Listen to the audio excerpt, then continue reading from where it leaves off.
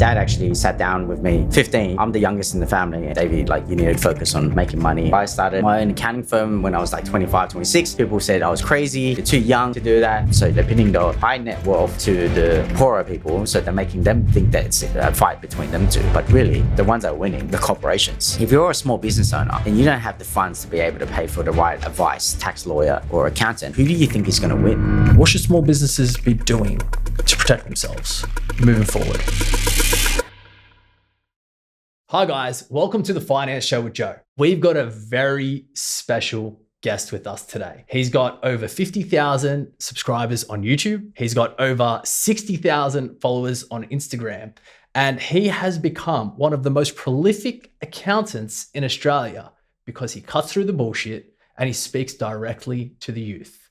His name is Davey Mack. Davey, how you doing today, mate? Going good, man. I was half an hour late to this podcast. I apologize for that, but I'm really keen to talk about accounting and tax and just I'll talk to your followers, basically. Yeah, mate, we have followers? What's going on, Liam? I didn't know that we had an audience now. That's awesome. I want the audience to get to know you before we start talking about finances and everything. Your firm is called Box Advisory Services. I'm correct in saying that. How did the journey start? Okay, well, I always tell people that I fulfilled the Asian prophecy. Mum and dad told me you need to be a doctor, accountant, lawyer, engineer, and I chose accounting because I was good at maths. Okay. Really, the real story is mum and dad were poor when we were growing up, and they actually said to me that, Davey, we need you to make money. We're at a very young age, and I think it was 15 when my dad put me in, and so I decided I needed to find a job that would give me the experience to be able to make a lot of money, so I don't have to worry about the thoughts of looking after my parents and then paying off their house and the debts that we were in. We were in a lot of debts, and my parents were not very good with finances, so they were actually withdrawing cash out of their credit card to pay for expenses. So they were doing cash advances. They didn't know how to pay using a credit card. They didn't know that it was a 22% rate. They didn't know any of that. Wow. And they also then got a private lender to refinance out their home loan because we moved a few houses. My mom got sick and went really bad. And then my dad actually sat down with me, 15. I'm the youngest in the family. And he just said to me, Davey, you need to grow up and you need to focus on making money. I know education is important, but I need you to focus on being able to find a job, be able to provide for us because I can't work anymore. Yeah, that happened when I was 15, and it kind of lit a spark in me. I actually got a bit depressed for a few years as well after that because I just, victim mentality, just blame why is this happening to me? And so I chose accounting because I knew that accounting was a way to know more about businesses, know how to make money, and eventually, hopefully one day I could, start a business, make money, provide for my mom and dad. And that's the journey. I started when I was 17 in accounting, got a cadetship, working in the city. Didn't enjoy it. I wanted to focus on small businesses because that was something I wanted to do. Mm-hmm. And so I started my own accounting firm when I was 25, 26. People said I was crazy. You're too young to do that. I felt like I was in the industry for too long. I've been in the industry for 8 years, in accounting, doing all the grunt work, learning how to talk to clients, learning my craft. And so I started when I was 26 at being one of the youngest accountants to do that. Yeah. And now, fast forward 10 years, we've grown the business to about 40 people. Wow. Turnover-wise, 5 mil now. Wow. We're doing pretty well. And we won a lot of awards, which has been great. But it's so funny because I still remember the day where I was a 26-year-old, one of these clients that found me, pulled me in a meeting with an older accountant who was on the other side of the deal. They were purchasing a property, they were doing a loan together, they wanted to do a joint venture. And I remember the accountant rocked up earlier and I didn't have the room ready. Mm-hmm. And so it was a mess. And he kind of really looked down on me. He was like, wow, you're an accountant. Mm-hmm. And he was just speaking down on me. And he tried to teach me, tried to mansplain to me. And I just realized that, man, far out. I want to prove this guy wrong.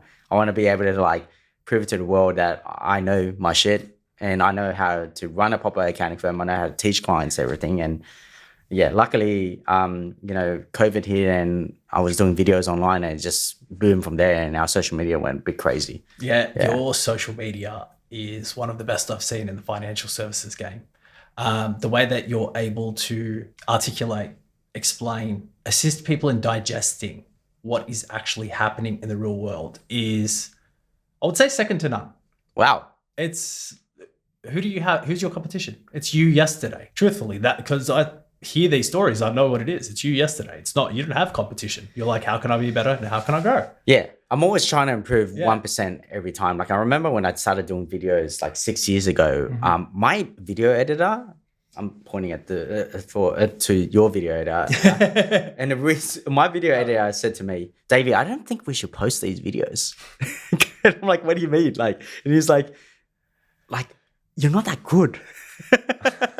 I think you need to improve it, and I think we should reshoot it. And I said, stuff that, let's post it, because I want to like see in the next 2 to 3 years how much I've improved. And if we don't post it, I would not know. And also I wanted people to tell me what I could do better. Yeah. So I just posted it on the internet. You can probably find it on my YouTube channel still. I was wearing a blue shirt and I looked like a complete idiot. And I sounded monotone. I didn't know what I was talking about. But I posted them, and I just can see now how much I've improved, what I focused on to try to improve. And yeah, people are saying I'm like really good at articulating things. Yeah. I honestly think that I'm still getting better. I can get even better. But that's the mentality you need to have. Yeah. You can never think to yourself that you're done. Perfection is a dream that we always chase, but it's the journey, not the destination. I don't know. I'm big on that the philosophical shit. Huge on it. There's 2 stories that you mentioned that resonated particularly with me. And I do want to touch on a couple of things because I find a couple of similarities in our journey. There was one day, I knew I was getting paid the next day, but I had 66 cents left in my bank account. And I was looking in the mirror. It was me. I was looking in the mirror at the gym. You and you, 2 hands, 2 feet. You're able, you're young. You can figure this out. Obviously, I got paid the next day. But that was a moment where I was like, I'm really down to my last couple of cents. And you and I grew up in the same area. You know, we're both from Bankstown. That's where we're from, you know. The second one was my first day at Macquarie. I was nervous, you could tell, on the day. And one of the guys walks over and he goes, oh, where are you from? And I'm like, from the Shire. And he goes, oh, you look like you're from Fairfield. And I just kind of looked, and similar, you get that burning desire. And I just said to myself, yeah, I'm going to eat you. Like just straight up, like that's it. Like you have this inner desire to be able to both provide but prove to yourself at the same time. I don't know. Do you get the same vibe as me? For me, I actually had a lot of self-doubt. Like I grew up in I grew up in a tree. Yep. So first I actually grew up in a school that was brown boys. It was a pretty tough school. Then I moved to Sefton, which is predominantly full of Asians. So I felt like I didn't know how to talk to anyone else but Asians or Lebanese, I'll be honest with you. So because I grew up in that area. So when I worked in the city, I actually felt like I was insignificant. I didn't know what I was talking about. And a lot of people, unfortunately, I was quite extroverted. And a lot of people during me working in a professional environment told me not to behave like that way. My spark kind of like fizzled. And that's when I wasn't happy about it. I felt like I can't succeed in this life, or I can't be able to look after my parents if I'm so quiet, and if I don't really learn, or if I don't find the right mentors. And in order for that, I need to get out of my comfort zone. I need to talk to people. I need to actually get with the people that my peers, for example. I need to talk to them. And I found, and you probably saw this when you were working for Macquarie, the people climbing up were the ones that network really well. Yeah. They got the right insights. They had the friendships with the bosses. And I was like, how do I get in that circle? Yeah. So I quit my job for like 6 months. I went into cold calling. I learned how to communicate. I literally got people on the phone for 50 minutes talking to them about smoking. What? Yeah, that was like my job. I had to survey them for 50 minutes about smoking and what smokes they liked, how much they will pay, how often do they smoke. And I got to a point where I was so good at it. I was actually doing those surveys in accents just for fun, just to like get better at, talking to people and entertain people. Oh, wow. Yeah. And that's how like I was able to communicate better. That's probably one of the reasons why I've gone better in like, the whole social media as well. But this is back in the day when I was like 18 to like 20. Yeah, but it's all reps. Yeah. It's like going to the gym. Yeah. You don't bench 100 kilos the first time you go to the gym. You don't squat 200 kilos the first time you go to the gym. Well, let's go with like 100, okay? Let's go with, 200's a lot. But you don't squat 100 kilos the first time you go to the gym. It takes reps and reps and reps and reps. And then eventually you pull off that perfect squat. Yeah. The journey's amazing, mate. I know we said we're going to be 1 to 2 minutes on it, but yeah, sorry about that. No. Don't apologize at all. I'm happy because there's so much more we can unpack. I'm bringing you on again. Liam. Okay. That's awesome, man. So tell us a little bit, what are the special niches you're dipping into? I know you work a lot with small businesses, but are we moving into the larger, 50 plus employees, net profit above 50 mil now? Like, are we getting to that level now that you've got 40 employees working with you? Well, generally that's the way to go, right? Yeah. Like I went to a course for practitioners, business owners that are accountants, and they basically asked the question, what type of clients you want. Pretty much 9 out of 10 of those accountants chose, we want small number of clients, like 10, and charging 100 grand a year. Okay. So that's how I'm going to make my meal. That's what most accountants said.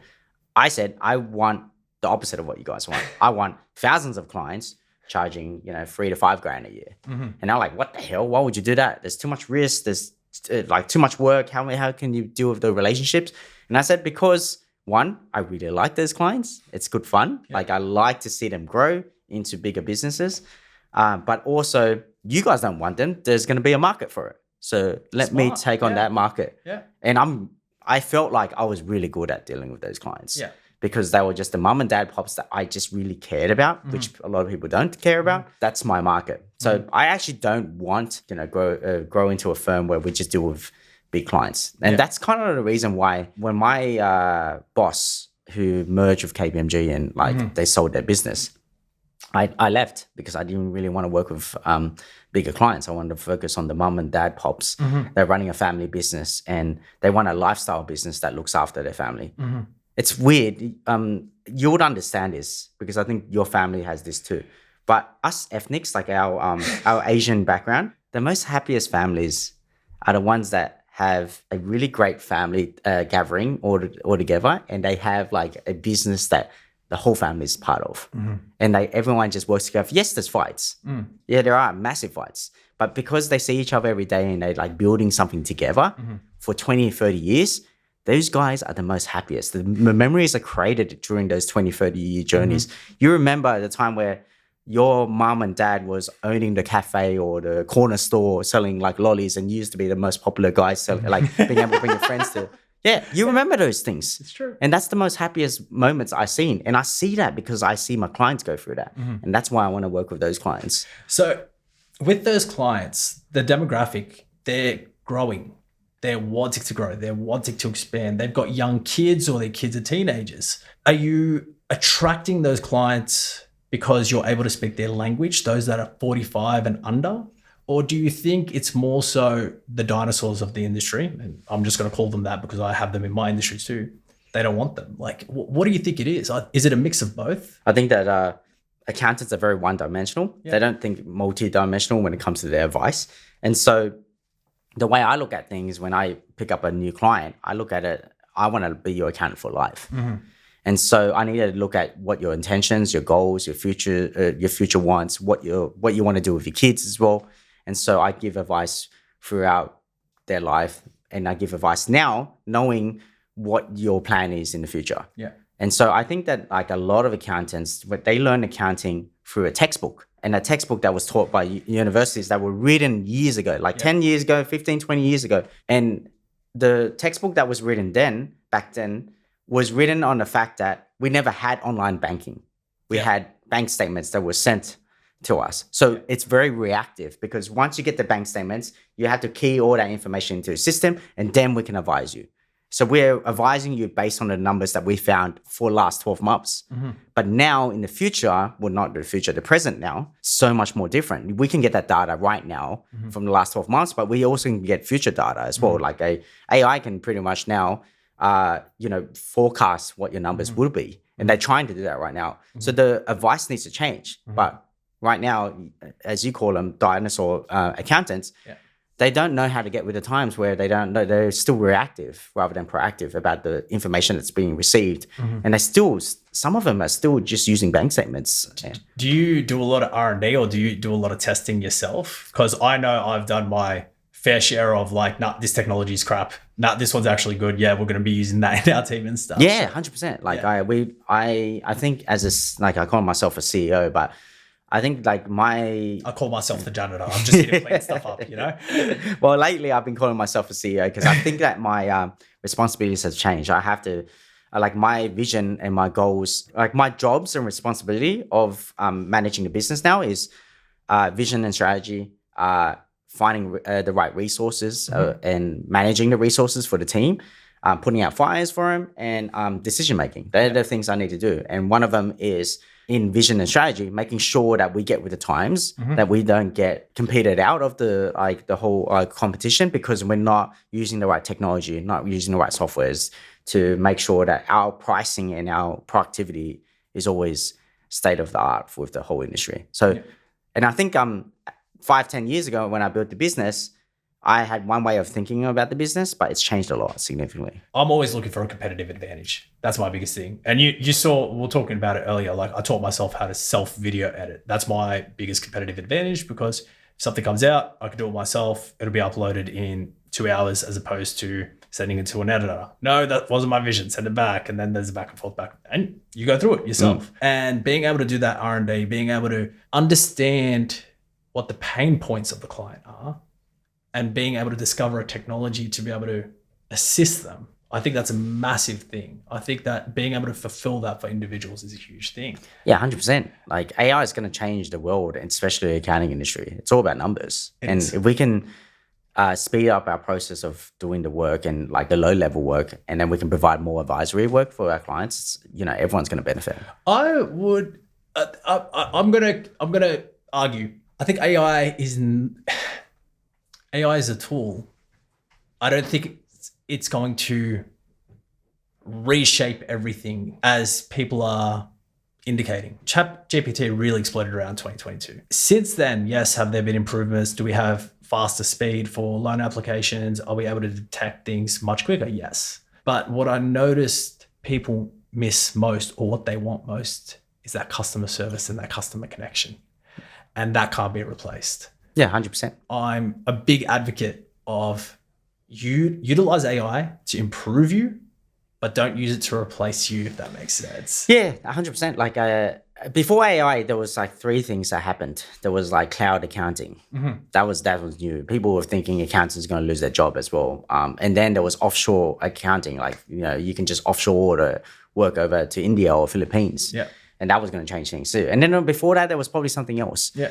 But it just makes our job even more better, and we can do more things, which is really what you're saying. Like we can focus on the customer service, providing the best value for the clients. And that's what it's going to do. That's what AI is going to do for you. Do you think the accounting industry is missing anything at the moment? Do you think they're missing, new up and comers or people that are excited about this? Because I read a statistic the other day. I think it's 54% of accountants are over 50. Yeah. Am I correct in saying that? Did you tell me that, or was it someone else? So I'm trying to act smart on that one, guys. Yeah. So I saw that statistic, and man, I was smiling. Like I was like, mate, it's a freaking gold mine right now. What's going to happen in the next 5 to 10 years is not even 10 years. I would say the next 5 years is pretty much 50% of the accountants, tax agents in Australia will retire. There's so many regulations that are happening right now with the ATO. There are so much change in technology, and there is a lack of supply of good accountants out there. I'm not going to disagree with you. I've had a bad accountant before run my books. I had to pay a very, very expensive BAS bill. So like they can't find people to do the work. So they don't need it anymore. So they'll just retire. Yeah. So what's going to happen is it's going to be a frenzy. Like there's going to be clients and companies and businesses that will struggle to find the right accountant to get the right advice. Yes, they can rely on AI or whatever, but it's just not good enough. Like you need someone with the experience, the education, the right skills to be able to help you. Yeah. And so I made it my journey to try to build box advisory services to the number one accounting firm in for small businesses in Australia. Yeah. That's our goal. Like we want to help as many businesses as we can. And so I've got clients that say, Davey, I really want to work with you. And I said, man, I would love that, but there's just so much that I want to do in this world and I want to create impact. And so I need to do this. I need to train my team. Yeah. You need to work with my team. We need to build a business that can look after everyone. Yeah. Because if we don't, eventually I'm just going to burn out and I won't be able to look after you guys. Yeah. Liam? Yeah. It happens, man. It happens. Yeah. I've struggled with it. Yeah. It is something that genuinely it is not an easy task, especially when you want to help everyone. You have to remember that average first home buyer in Australia is 37 years old. So I'm assuming you own property, I own property. We are ahead of the mean. I'm still getting people in my grade calling me up and saying, hey, I want to buy my first home. You seem like the guy to contact and everything. But you can't help them all. That's the problem, because you might have a small business owner that needs to buy a factory so they can expand their operation and, they need to be able to complete fit outs. You might have an individual that needs to fund a hotel business. So I think it's two sides of the coin. We want to help everybody, but it's more so we got to find the right people to come along the journey with us. 100%. And you can't rush into it. I feel like back then when I was young, I just felt like I could just do everything. I felt like I had all the energy and time. But now that I've got a newborn, I've got a family now, and I want to spend more time with my mum and dad that's they're getting older. It's just hard. There's just so much responsibilities you have. So you got to do it right in the right way. And you got to build a business that can look after the masses rather than, and make sure the product and service is still great. Yeah. And don't do it too quick. So I've actually slowed down the business just to make sure I can help the clients. Yeah. Am I talking to a mirror? Yeah. Oh, really? Yeah. Very similar. Very similar things. I think it's $500 billion in tax money owed to them from COVID. It just blew up. Yeah. And now they're trying to find out ways to reduce it because it's just way too big. So they've set up these new rules to make it even harder for businesses to keep trading insolvent, without paying the bills. So they created director penalty notices, DPNs that go directly to the director and make them liable for the taxes. They've created garnishee notices, which then they can go after their bank accounts and just take money out of the bank accounts of the business.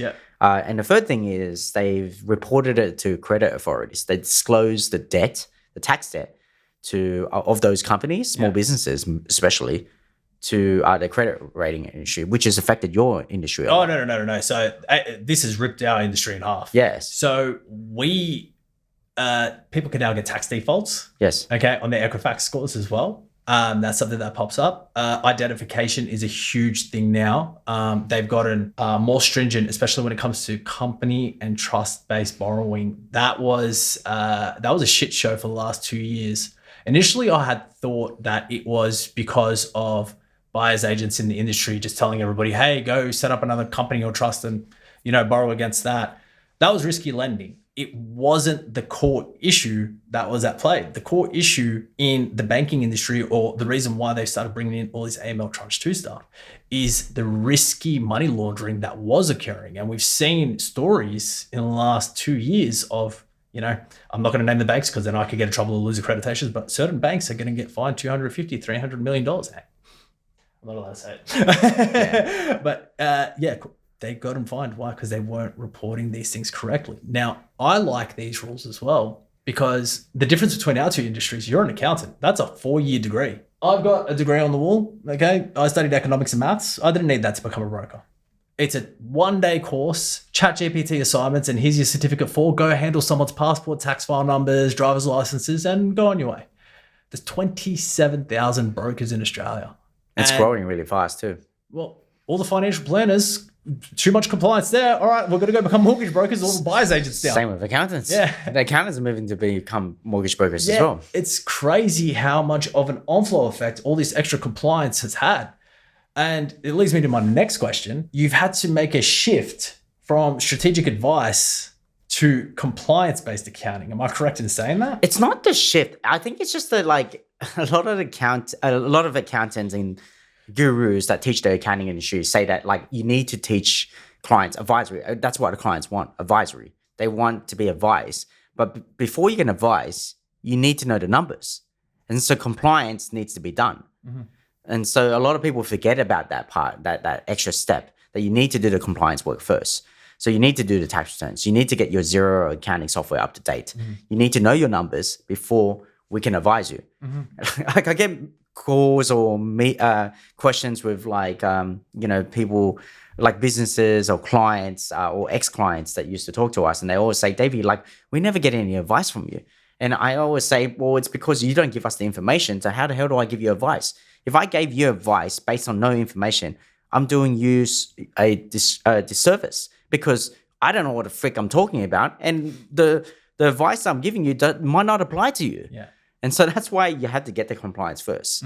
And so I actually think now, because of all these regulations that are put in place, it's actually made it harder for accountants because accountants are now like, they don't want to do all this extra work and they're not getting paid for. And then clients have this mindset where, well, all this new technology is making it easier for you. You should be charging me cheaper. So there's just this like a seesaw that we just need to balance now to make sure that the clients are happy, that we're getting them to do the compliance work properly, and then we can advise them after. So I think it's a step 1 and 2 approach rather than, we're not focusing on advisory. We still want to do advisory, but it's just more like, let's get the work and compliance work done first. So you know your numbers, then we can advise you on what the next steps are. My accountant messaged me 2 weeks ago and he's like, hey, we got to have our quarterly session. Yep. And they cost me some money, but like when they said that, it made me really happy in comparison to my previous accountant because I know they're ahead of it. If I've got a BAS that's due, superannuation, oh my gosh, if you're late on superannuation now, forget about it. Yeah. Anything like that. It's not an email once, set and forget. It's an email and I'm getting text messages from the EA and I'm in the delivery suite and my wife's about to give birth and I've got the text message screenshot.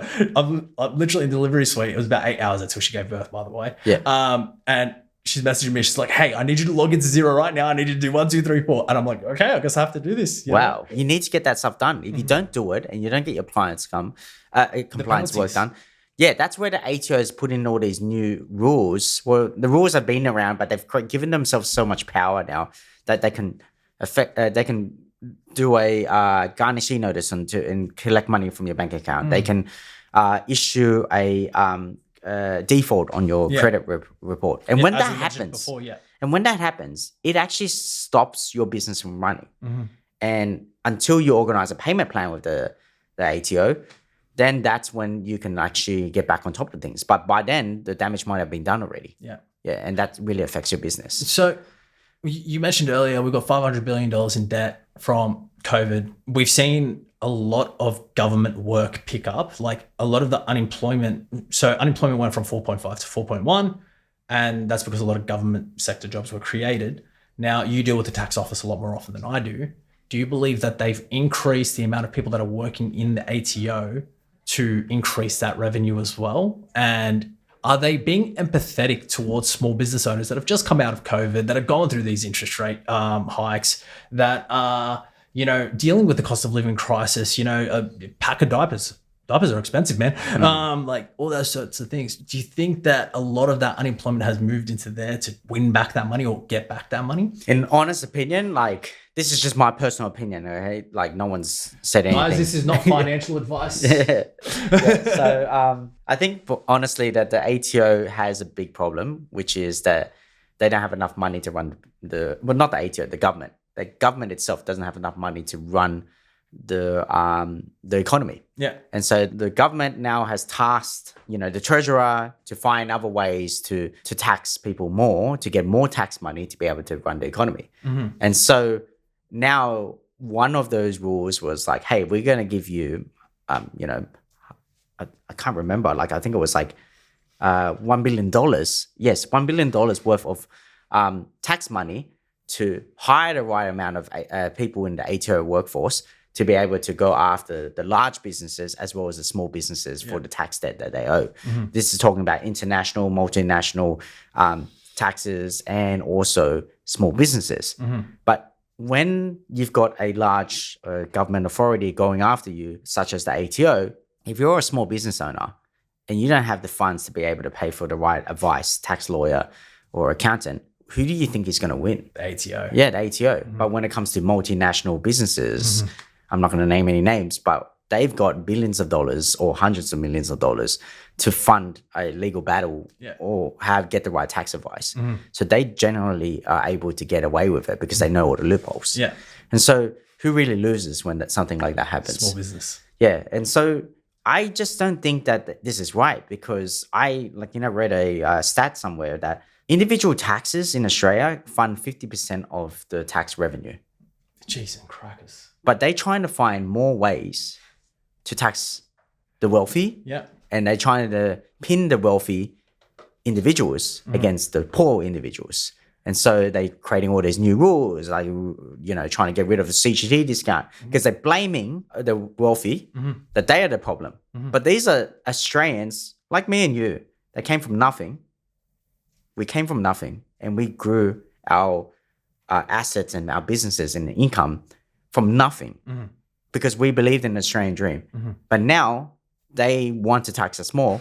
And for some weird reason, they're not going after the multinationals, which have loads of money where they are paying barely any taxes. We've seen it. We've seen it time after time. We've seen the industries that get the most money and get taxed at least. Whereas the individuals, the high net wealth are the bad people. I have been having arguments all day on this. And because I uploaded a video last night and, I'm not happy about, I don't want to get too much into CGT reform because we don't know if it's going to happen. But I'm not happy that they have pinned individuals against each other when it's not actually individuals that own 60 properties. I could be a director and I've got 36 companies underneath me. And each of those companies holds one asset, and that is a property. But because I've got all those separate entities, I am then exempt because my companies hold the titles. I am then exempt from the capital gains tax discount. But when I do sell the property, I am applicable for the company tax rate, which is either 25 or 30%, depending on the way that you structured it. Am I correct in saying that? Yeah, 100%. And how is that tax rate compared to the individual tax rate? What's the individual tax rate? So the individual tax rate depends on the individual's income. And then the sale of the property, it's an accumulation. But any property in Australia, well, not any, but most property in Australia, you're getting a 6-figure profit margin when you do decide to sell. And the median salary in New South Wales now is $103,000 or $108,000, one of the two. If you sell a property and you make 120 grand on it, anything that's above that $190,000, you're getting taxed at the 47% tax rate. So what these smarter or people with high level accountants are doing is they're setting up all these multiple entities and they're purchasing in multiple entities all these different properties. They might not be applicable for capital gains tax discount, but they're only getting taxed 25%, 30% on the profit. People think it's on the sale price. Oh, they sold it for $1 million. They owe us 250 grand. No, they bought the property for 700 grand. Yeah. They put all these expenses through the company, depreciation, interest, all those things. It might not be negative gearing, but they can still deduct a lot. And then eventually what's the profit? Yeah.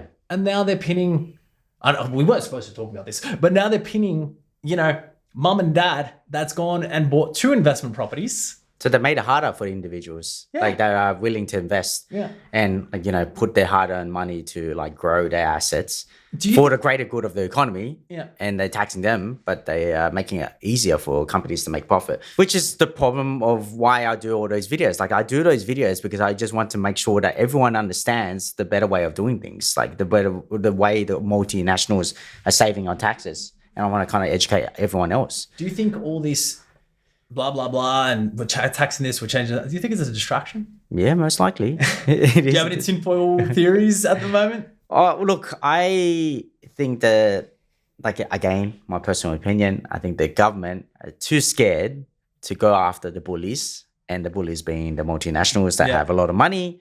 And so they're going after the mass individuals that don't have the money to be able to fight for what they want.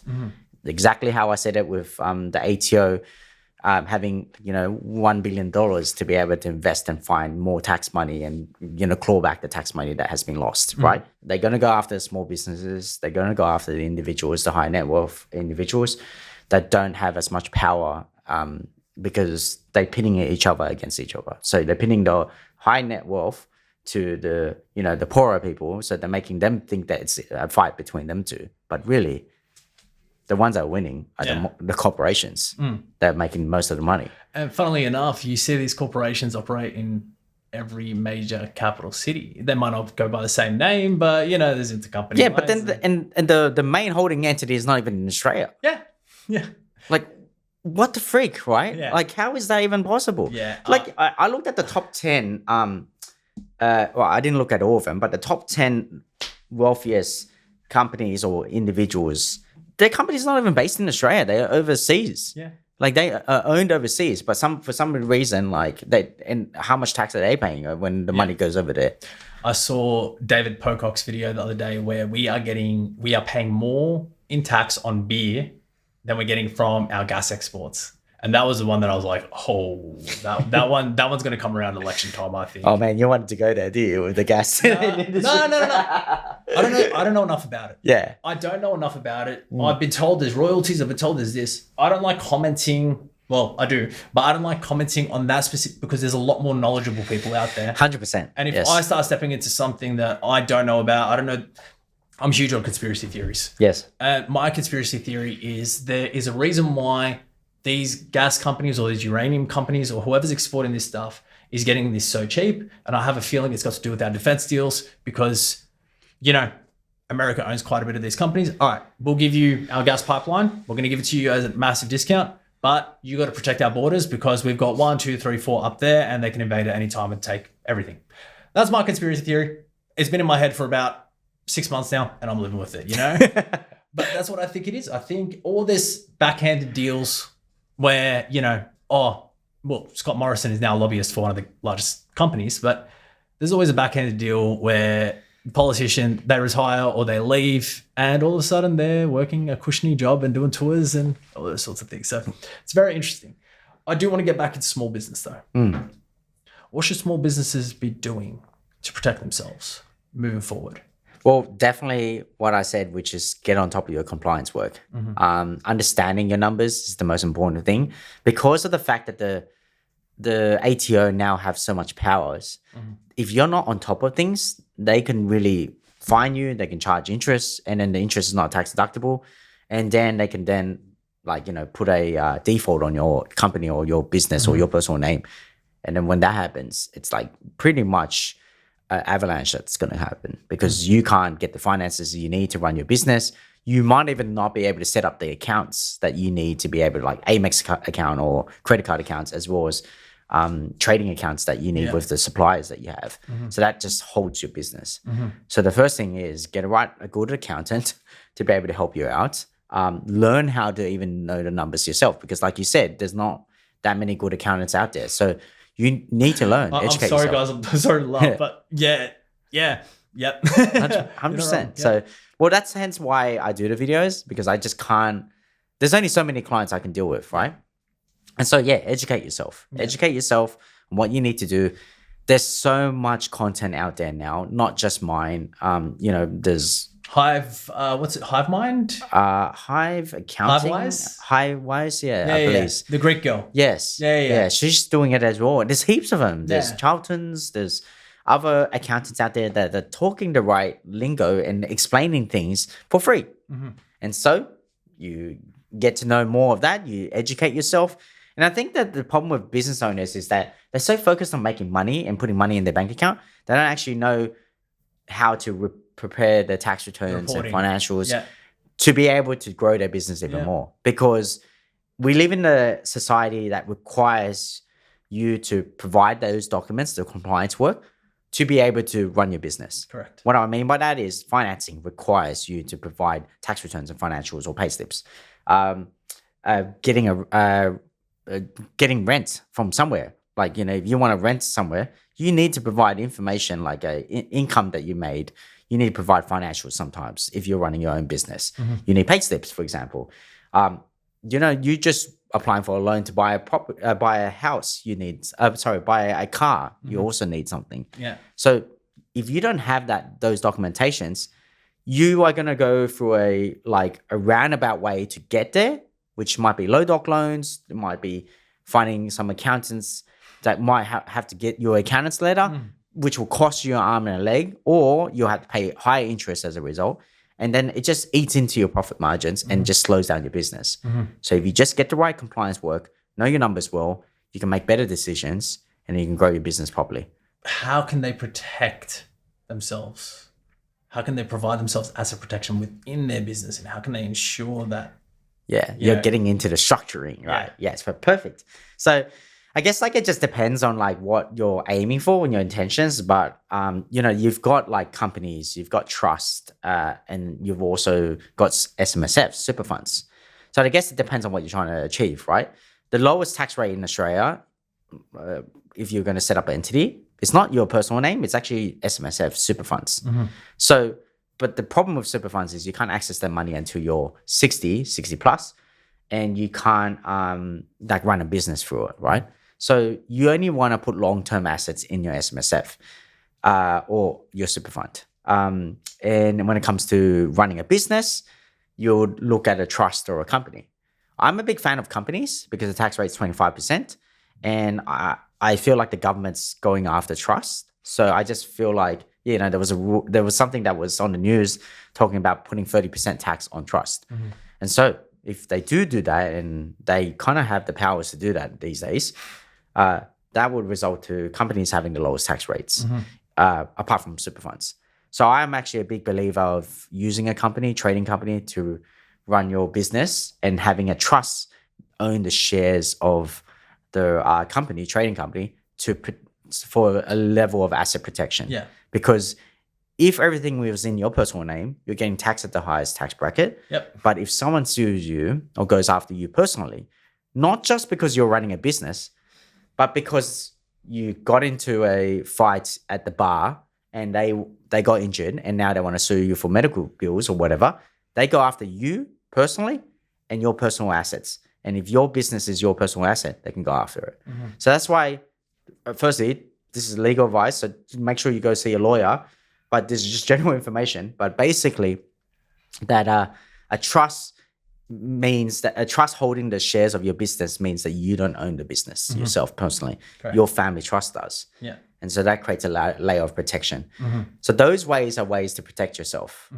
And over time, when you grow your business and you grow your investments, you don't have everything in those three entities: your individual name, the trust, and your trading company.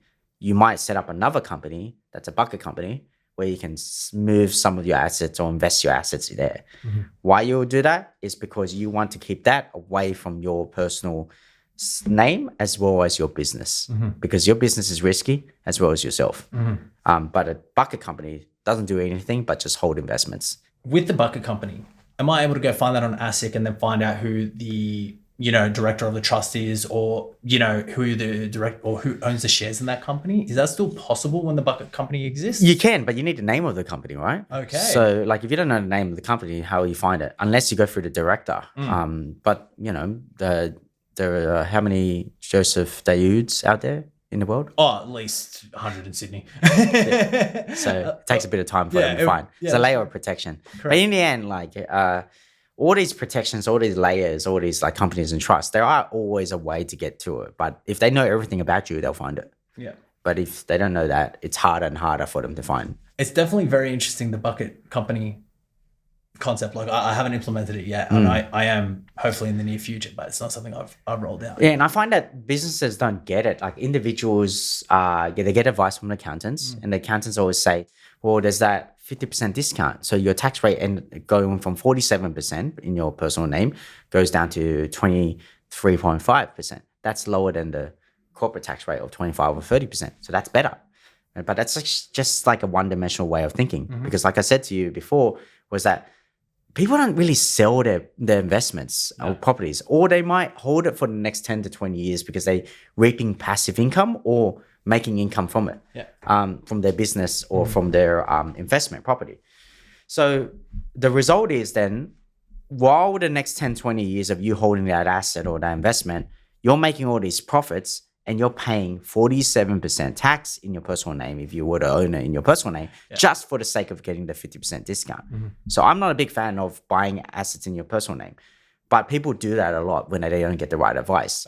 I had a meeting with a real estate agent who is really successful. She's like 58 years old. She came to me and she said, Davey, I've got 7 properties, 5 in my husband's name, 2 in my name. And they're worth like about $10 million altogether. But I'm paying so much taxes because my business is doing really well. So I'm like paying myself a salary of $200K.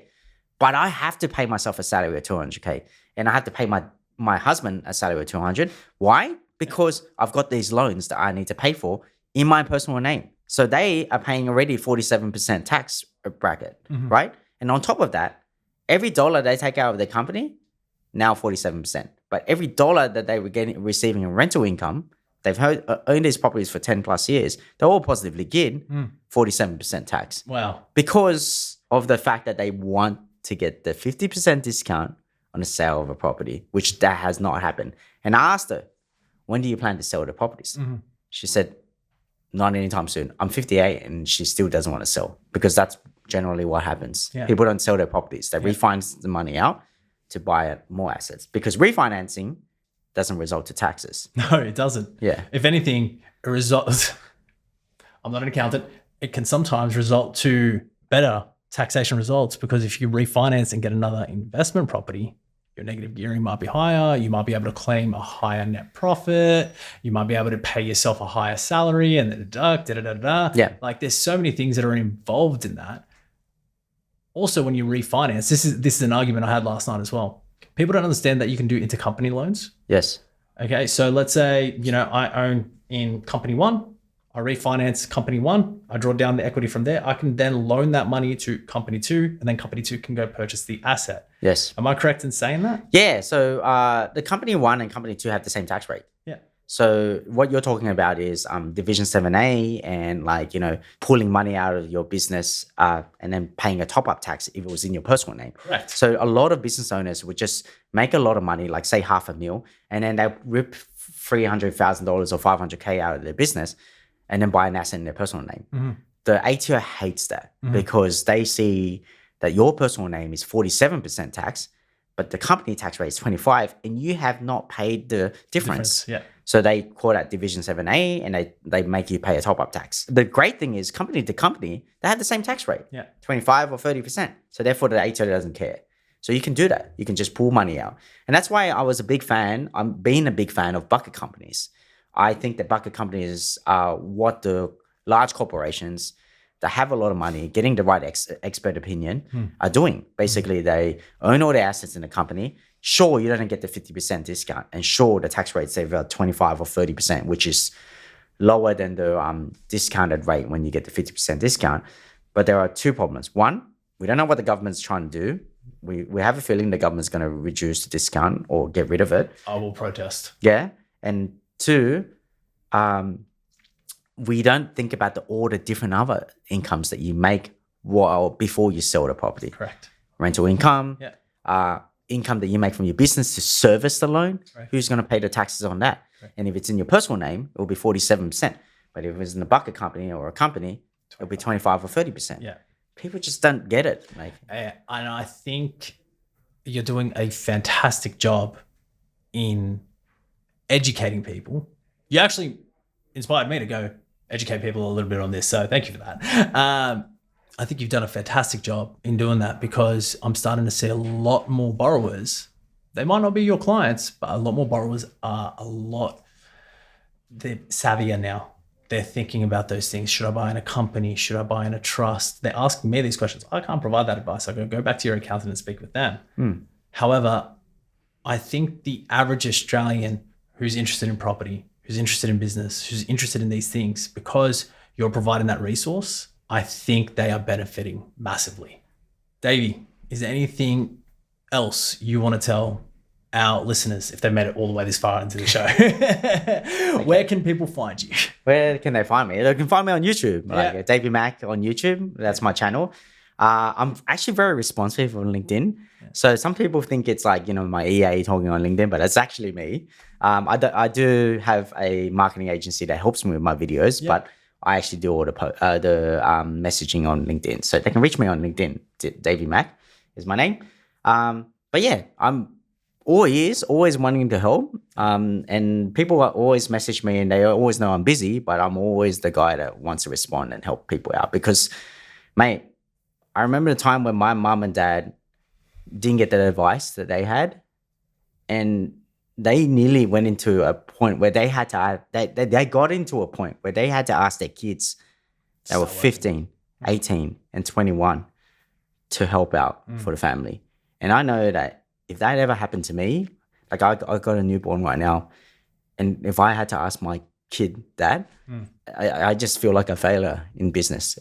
Like in not even just business, but in life. And so like, I don't ever want to see that ever again. Like I want to make sure I can help. There's one story I do want to finish off with. Imagine my two ICs on paternity leave. My EA is going through some personal stuff. I've got one of the guys who asked for annual leave 7 months earlier on annual leave. So we thought to ourselves we'd have fulfillment by then. We couldn't find anyone. So it was me on my own in here. And I get a deal dropped on my desk. It was like a miracle from God. I promise you, it was like a miracle from God. This deal it probably saved the business. And sometimes when you just work hard, you do good things, you treat people with respect, and you are kind, but you also set expectations. Tell people, look, I'm swamped right now, but message me at 11 p.m. I'll get back to you. You are kind, you will prosper. And I see so much of that in you, Davey. And I can't thank you enough for coming on this show today.